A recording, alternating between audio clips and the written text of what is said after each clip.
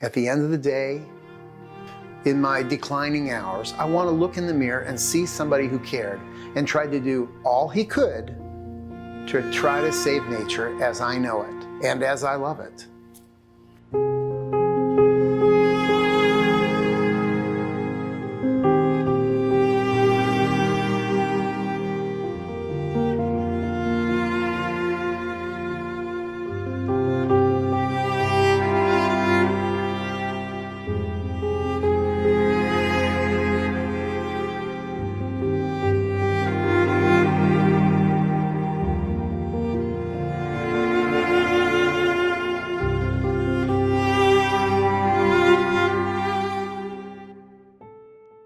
I'm Joel Sartore. I'm a photographer and fellow of National Geographic Society and founder of the Photo Ark. The Photo Ark is my 25-year effort to try to document every species in human care around the world. We work at the zoos, aquariums, wildlife rehabbers, and conservation breeders. 6 continents now, over 600 different facilities, nearly 12,000 species, all to get you interested, to get you to care about saving nature, saving the planet, saving our very homes. It's pretty straightforward. There's not much more to it than that, but it's not easy. It takes years. Years. We're not doing this for fun. We're doing this to try to get the world to pay attention to something other than politics and the who won the ball game. We really need people to focus now on saving species and their habitats. The goal of the Photo Ark is to show the public what biodiversity looks like at a glance. We show all creatures great and small, from ants to elephants.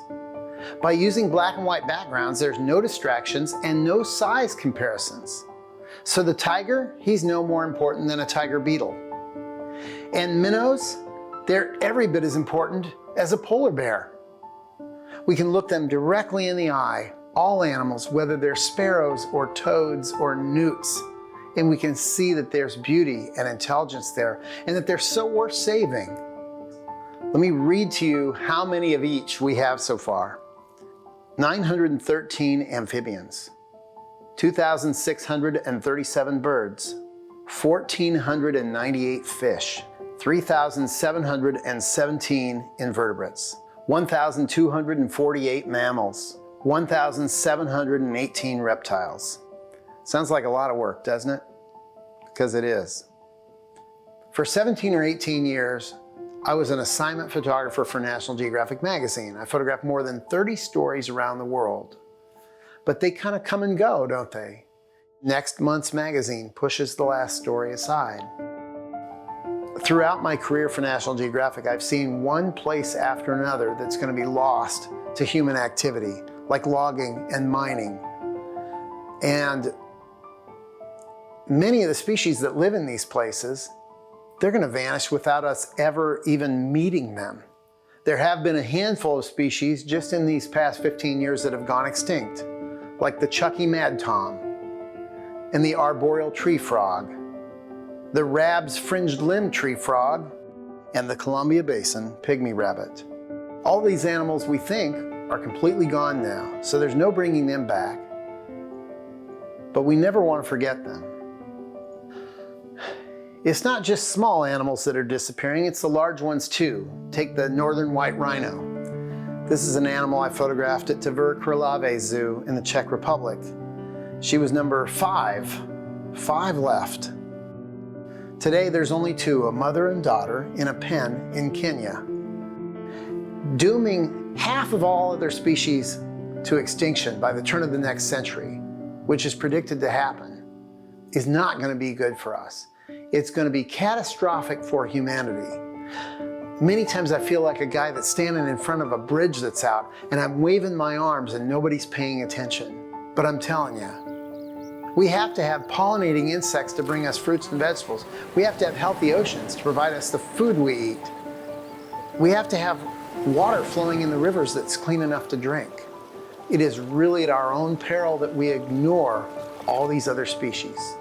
Take a look at this graph.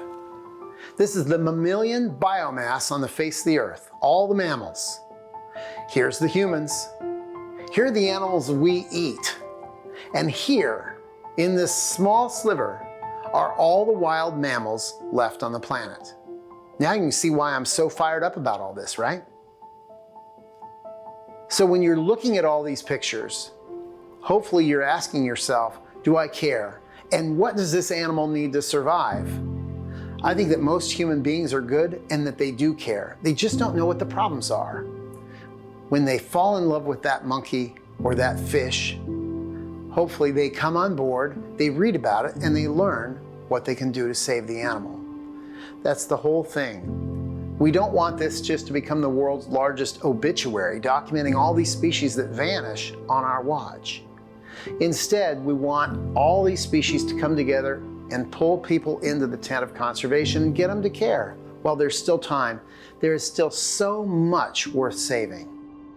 People ask what it means to reach the 15-year mark. Well, I can tell you I'm older, my hair's going gray, a little bit slower getting up off the floor if I have to lay down to photograph something. I get out of bed every morning excited about what the tide brings in. I don't know where I'm going to get invited to go, but I have a wish list of places that I know that I need to go as quickly as possible. The Middle East, a few places in South America, Southeast Asia, some of the great collections in Western Europe. I'm just ready to go. I feel good. I'm wearing clean clothes. I'm ready to get on that airplane and get the next species for the Photo Ark. So going forward, how will this work live on? Well, my son Cole goes with me on a lot of trips, and he knows how to carry on if I get whacked early. But beyond that, we're going to set up a nonprofit foundation that offers the work up to the world going forward, forever, whatever forever means these days, to try to continue to have these stills and these videos go to work in ways that help to save species long after I'm dead and gone. That, to me, will be a life well lived.